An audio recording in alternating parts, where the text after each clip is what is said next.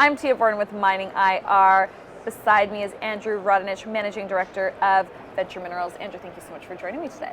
Pleasure as always. Are you enjoying London? I know you're enjoying the soccer. We were just chatting soccer.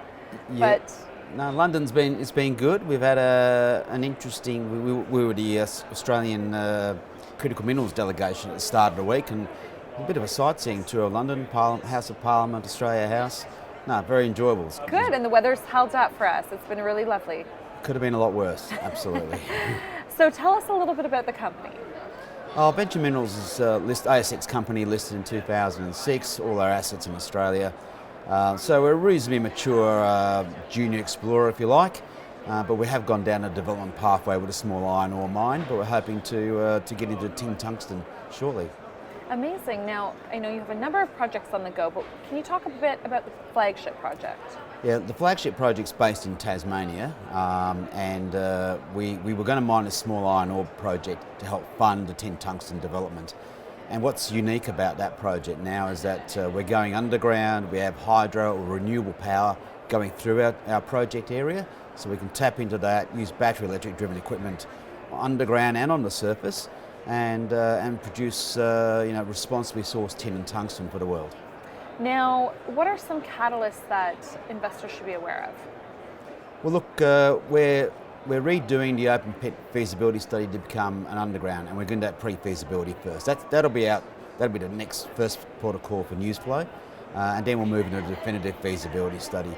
But as always, as you know, we're explorers at heart. We are drilling away. We are along strike to Renison Bell tin mine. We're drilling the same host rock sequence.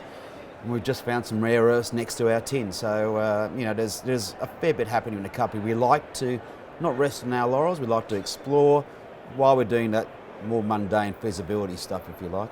What would you consider some of the highlights from the last year? Well, the last year, the rare earth discovery. We found 3 projects within our projects, 3 opportunities, 2 at Mount Lindsay in Tasmania and 1 in Western Australia. So that's been pretty exciting, just at the back end. At the beginning part, it's really been about doing the hard work and getting the study up and running. So the guy getting the engineers together, etc., finish off collecting the sample, putting it in the labs, all that sort of, dare I say, boring work.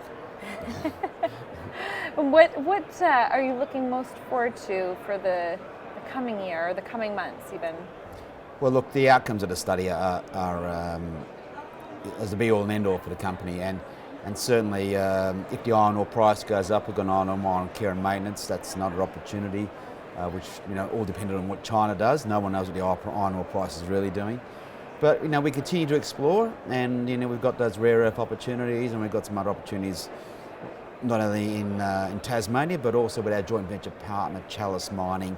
We're going to hit the ground there and start drilling some more holes around about Easter time. So I look forward to seeing those results as well. And what are the top 3 reasons that investors should invest in you?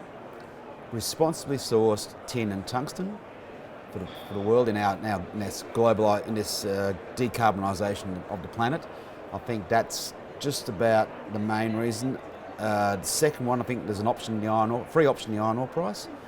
And third but not last, as more exploration and success. And if Chalice, which is a major exploration company, comes with success, it usually has a big impact on our share price, always upwards, of course. Wonderful. Andrew, thank you so much for speaking with me today. Pleasure, thank you.